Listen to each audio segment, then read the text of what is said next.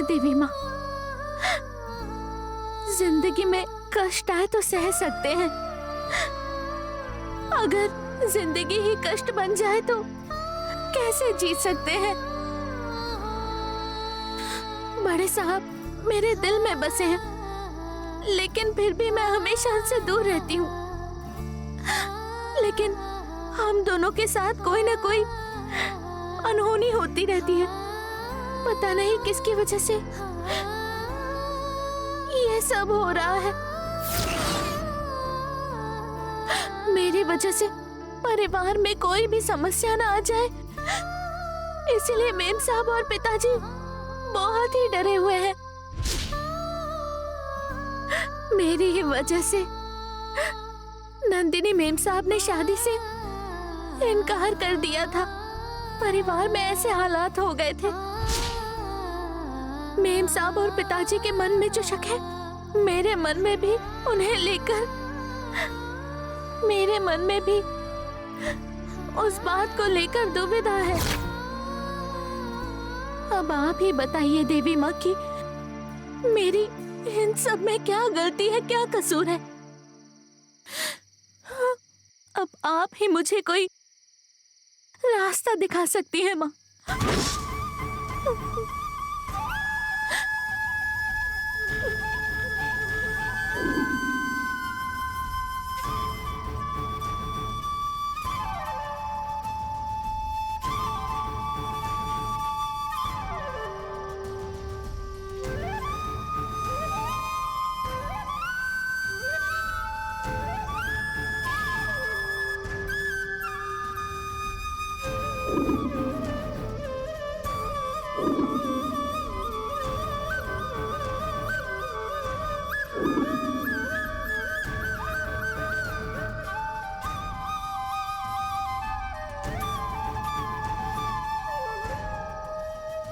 हे देवी माँ, बिना किसी भी रुकावट के बड़े साहब और नंदिनी मेम साहब की शादी अच्छे से हो जाए।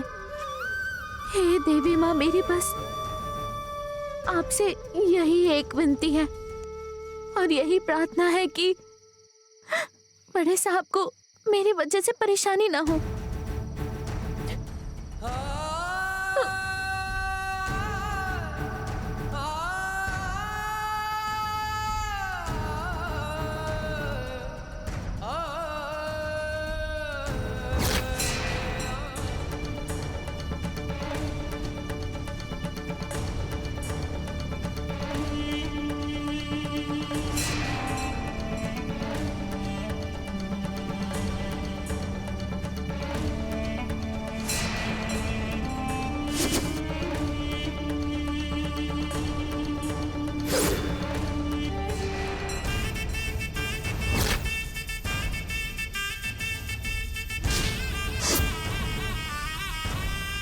मेरी परिक्रमा सही नहीं हुई, इसका मतलब बड़े साहब और नंदिनी मेम साहब की शादी में मेरी वजह से कोई रुकावट आने वाली है।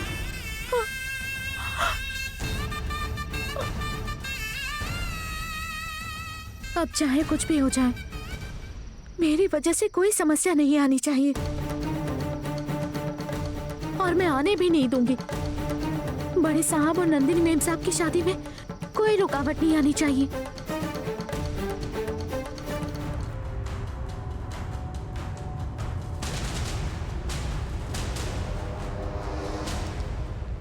गुड मॉर्निंग सासू माँ। गुड मॉर्निंग नंदिनी, आओ। Good morning aunty. Good morning Nandini, बैठो। सासू माँ, मैं सबको इनवाइट करने जा रही हूँ। आज अपने सारे खास फ्रेंड्स को इनविटेशन देने जाऊंगी। अगर आदि भी साथ आएगा तो मुझे अच्छा लगेगा। With your permission. ये भी कोई परमिशन लेने की बात है नंदिनी? ऑफ कोर्स लेकर जाओ। थैंक यू सासू माँ।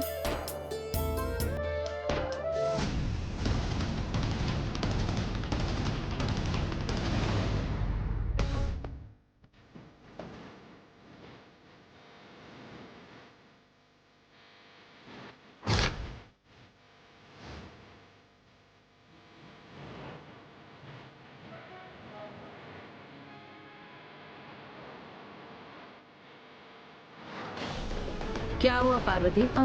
वो क्या है कि बोलो। वो मंदिर में वो मैं ए, अब तो आ गई है ना, तो अब क्या ये वो किए जा रही है तब से? बात को घुमा क्यों रही है? जो बोलना है बोलना। वंजा। बोलो पार्वती। बताती हूँ। वो बात यह है कि नंदिनी मेम साहब की माँ आई थी और शादी ना करने की बात कही थी।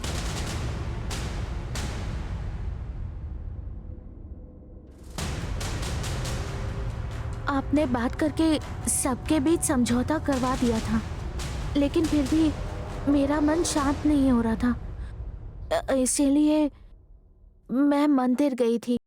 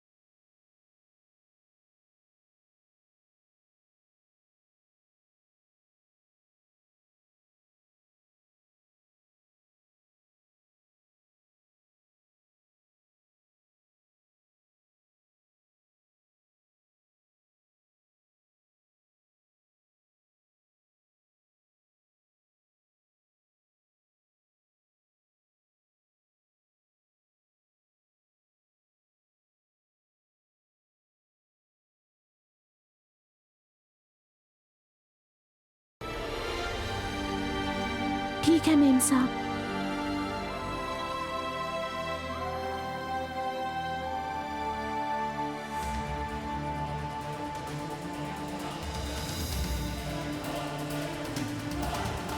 क्या दीदी, उसे अपना काम करने बोलने के बजाय उसके पिताजी को यहाँ क्यों बुला रही हैं आप? बताइए।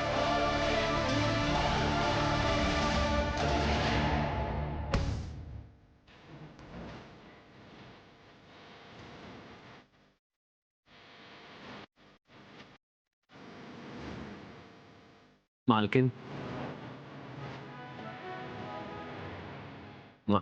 मालकिन, आपने मुझे बुलाया क्या? पार्वती ने बताया। तुम्हारी बेटी ने सिर्फ इतना ही बताया और कुछ नहीं बोली क्या? वंजा।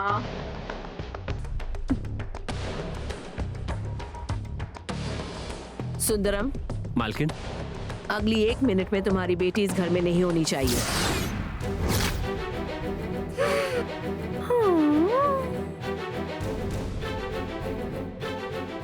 इसको तुरंत गांव भेज दो। ठीक है मालकिन, मेम मैं साहब। अभी से गांव भेज देता हूँ। चलो पार्वती। मेम साहब, पार्वती, मैं चलो। आपसे माफी मांगती हूँ। मुझे गांव मत भेजिए मेम साहब। बड़े साहब और छोटे साहब की शादी हो जाने के बाद मैं गांव चली जाऊंगी। मेहरबानी करके मुझ पर रहम कीजिए मेम साहब।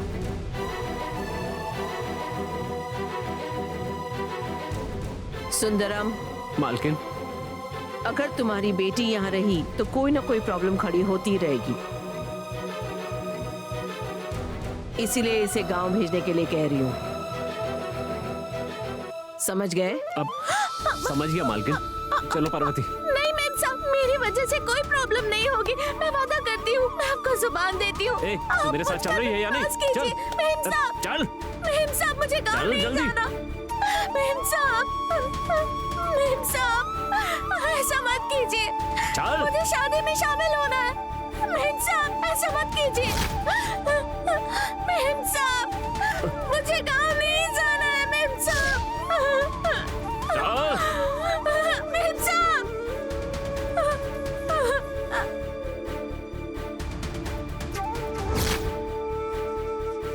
पिताजी, पिताजी, पिताजी, मेरी बात तो सुनिए। मैं मुंह क्या बंद रख अपना। मालकिन ने तुझे गांव भेजने के लिए बोल दिया है। इसके बाद अगर भगवान भी आकर बोलेंगे तो मैं उनकी भी नहीं सुनूंगा। अब जल्दी से अपना सामान पैक करो, जल्दी करो, जाओ। बड़े साहब और छोटे साहब की शादी देखकर वादा करती हूँ मैं गांव चली जाऊंगी। आज तक मालकिन ने मुझे किसी बात के लिए कभी भी कुछ नहीं कहा है पार्वती। लेकिन आज उन्होंने हुक्म दिया है कि तुम्हें अभी के अभी गांव भेज दिया जाए। इसका क्या मतलब है? क्योंकि उन्हें लगने लगा है कि तेरी वजह से शादी में कोई रुकावट आ सकती है। अगर मालकिन ने एक बार फैसला कर लिया तो उसे बदलती नहीं है। वो जो सोच लेती है उसे करके रहती है। और मुझे भी यही सही लग रहा है। जाओ जाओ और जल्दी से जाकर अपना सामान पैक करो। पिताजी, यकीन कीजिए पिताजी, मेरी वजह से बड़े साहब की शादी में कोई रुकावट नहीं आएगी। अगर मैं यहाँ रही और शादी में अगर कोई रुकावट आए तो मैं रोक सकती हूँ। उन दोनों की शादी होते ही अगले ही दिन मैं गांव चली जाऊंगी पिताजी। पार्वती, मेरे सब्र का इम्तिहान मत लो। तुम्हारी वजह से कोई रुकावट आ सकती है, मालकिन को ये लगता है। अब कहने सुनने को कुछ नहीं रहा। सफाई देने की कोई जरूरत नहीं है, जाकर तैयार हो जाओ। पिताजी, पिताजी, पिताजी। उधर कहाँ जा रही हो तुम? पिताजी, माँ की कसम खाकर कहती हूँ पिताजी, मेरा यकीन कीजिए, मेरी वजह से कोई भी समस्या नहीं आएगी। बड़े साहब और मेम साहब की नजर में भी मैं नहीं आऊंगी। दूर खड़ी रहकर मैं देखकर चली जाऊंगी। तुम चाहे जितना भी रो या गिड़गिड़ाओ, पर मैं नहीं पिघलने वाला। मेरे लिए तुमसे पहले मालकिन का हुक्म है। जल्दी तैयारी करो। क्या कह रहा हूँ, सुनाई नहीं दे रहा है क्या? जा, जाकर तैयारी कर।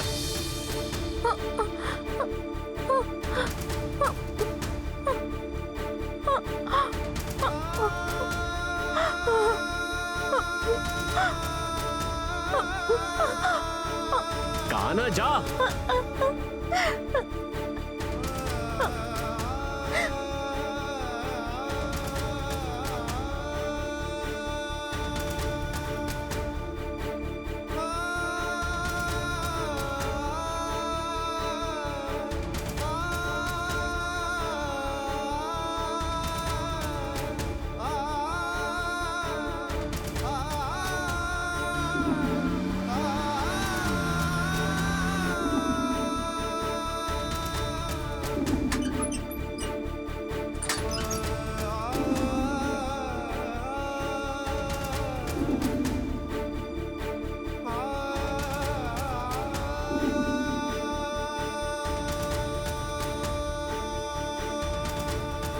आदि, हमारे सारे फ्रेंड्स ना तेरे से बैचलर पार्टी मांग रहे हैं। बाकी सब मांग रहे हैं या फिर उनका नाम लेकर तू मांग रहा है? अरे नहीं नहीं, अगर मुझे चाहिए होता तो मैं तेरे से डायरेक्ट मांग लेता आदि।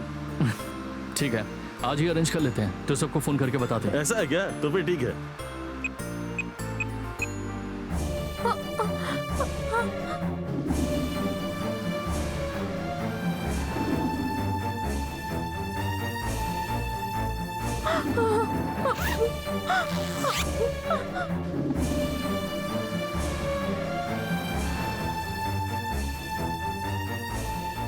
पार्वती, और कितनी देर लगेगी? बहुत देर हो गई है, चलो जल्दी करो।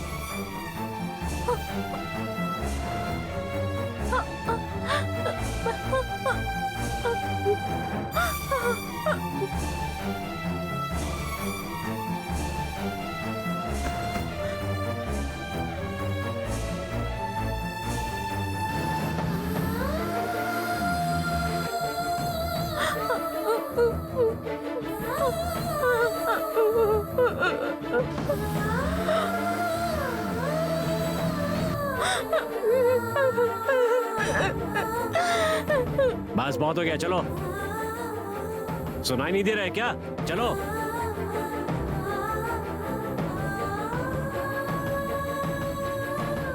चलो।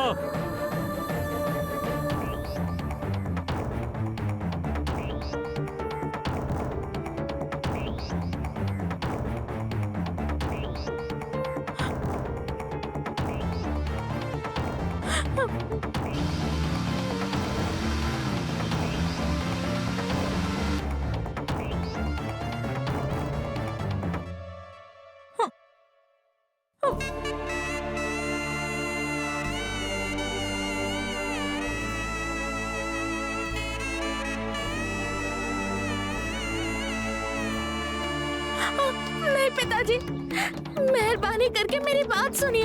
बड़े साहब और छोटे साहब की शादी होते ही मैं चली जाऊंगी यहाँ से। मैं आपसे वादा करती हूँ पिताजी। एक बात सुन ले, सिर्फ एक यही मामला है जिसमें मैं तेरे ऊपर रहम नहीं कर सकता। भले ही तू चाहे जितने आंसू बहा ले, मैं तेरी बात नहीं मानूंगा। चल चुपचाप। पिताजी,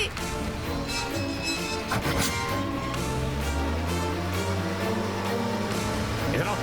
पिताजी, पिताजी, छोड़िए मुझे। बैठो, नीचे पिताजी, बैठ जाओ। बैठ जा चुपचाप।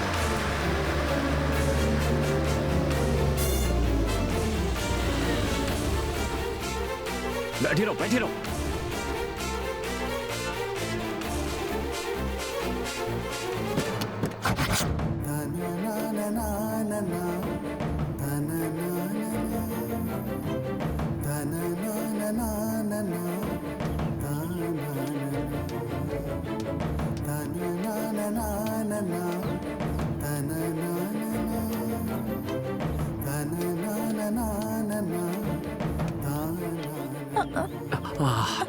बड़े साहब, चलो अच्छा हुआ, बड़े मालिक ने देखा नहीं। अब चलो, लो ये बैग पकड़ो। आओ।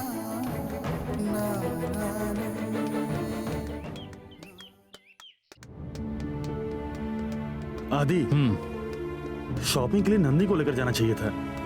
पता नहीं हमने जो खरीदा है वो उसे पसंद आएगा या नहीं। नंदिनी को सरप्राइज देने के लिए सब किया है, इसलिए उसे लेकर नहीं गए।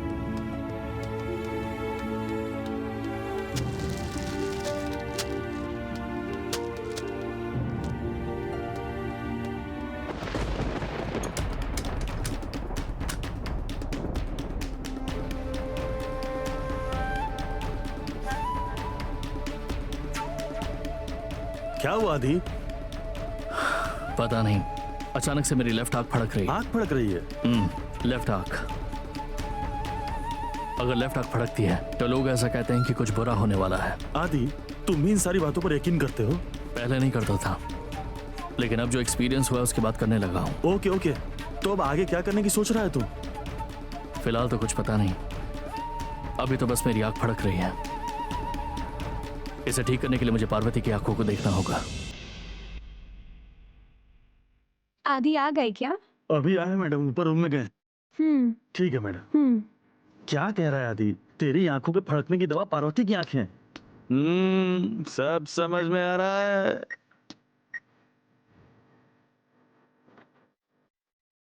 हेलो हेलो, बोलिए मालिक। पार्वती से कहना कि मेरे कमरे में चाय लेकर आ जाए। ठीक है मालिक।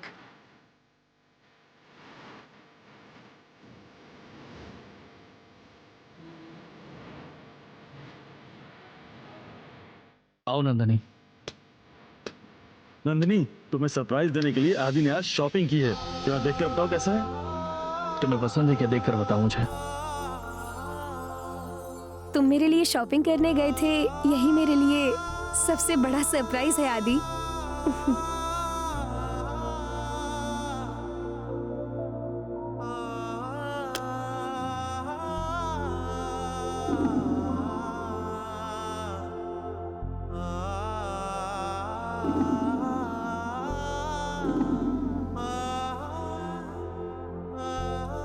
सुपर आदि, मुझे बहुत पसंद आया। मैं बहुत खुश हूँ।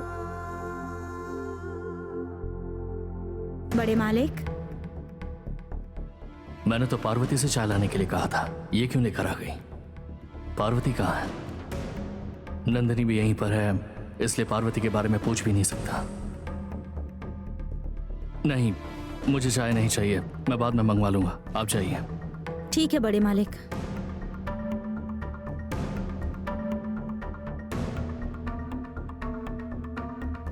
क्या हुआ आदि? तुम थोड़े नर्वस लग रहे हो। ऐसा कुछ नहीं है नंदिनी, बस वो आदि की आंखें फड़क रही हैं, इसीलिए। आग पर पानी मारूंगा तो शायद ठीक हो जाएगी। चलो चलते हैं। चलते।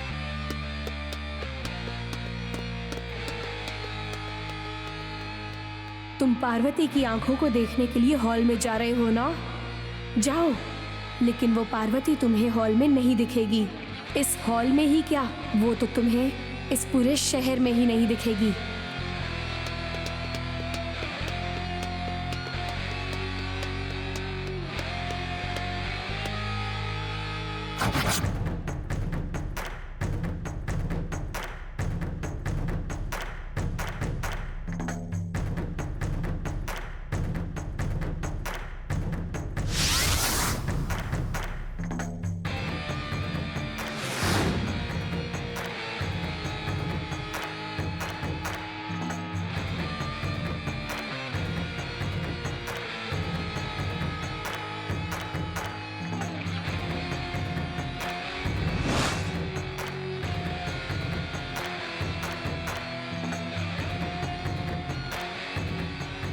मुझे सब पता है। आदि, तुम हॉल में बैठकर किचन की तरफ देखोगे, लेकिन पार्वती आज के बाद तुम्हें दिखाई नहीं देगी।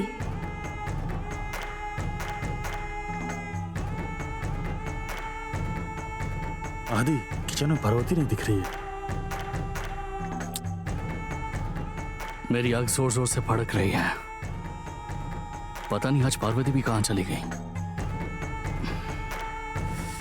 बड़े मालिक, आपके लिए चाय लाऊं क्या? नहीं, एक काम करिए, पार्वती को पुदीना वाली चाय बनाकर लाने के लिए कही है। लेकिन पार्वती घर पर नहीं है। पार्वती घर पर नहीं है? कहाँ है वो? उसके पिताजी ने उसे गांव भेज दिया है।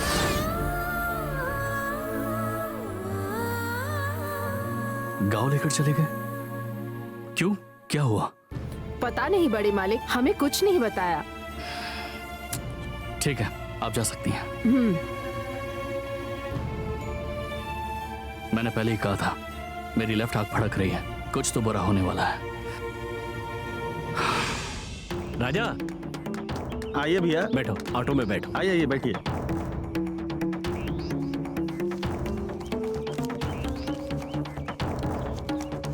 ये लो, रख लो। राजा, तुम पार्वती को बस स्टैंड तक छोड़ देना और गांव जाने वाली पहली बस में बैठा देना। हाँ, बिल्कुल चिंता मत करिए सुंदरम भाई, पार्वती को आराम से बस में बैठा दूंगा मैं। हाँ ठीक है, ये रख लो। अरे नहीं सुंदरम भाई, अरे रख लो। अरे रखो नहीं ना। चाहिए सुंदरम भाई।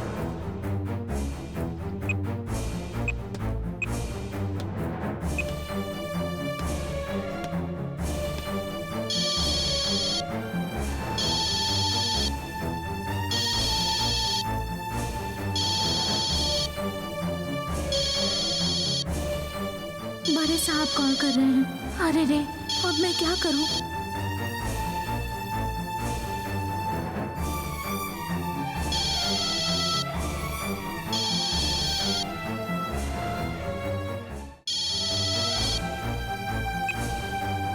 हाँ, पार्वती। हेलो बड़े मालिक। सुंदरम। हाँ बोलिए बड़े मालिक। आप कहाँ हैं इस वक्त?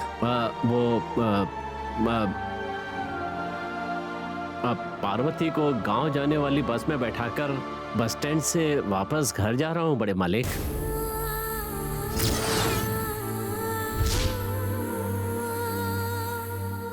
अच्छा, तो पार्वती का फोन आपके पास है? हाँ बड़े मालिक, पार्वती गांव जाने की जल्दी में थी, इसलिए फोन मेरे पास ही भूल गई बड़े मालिक।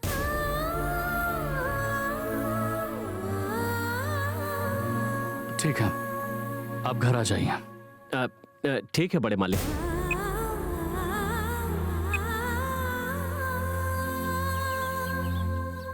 राजा तुम जाओ। क्या हुआ थी? सुंदरम ने पार्वती को गांव जाने वाली बस में बिठा दिया है। पता नहीं उसने ऐसा क्यों किया। एक तो शादी में इतना सारा काम है, समझ नहीं आ रहा पार्वती गांव क्यों चली गई, वो भी मुझे बिना बताए। कुछ समझ में नहीं आ रहा।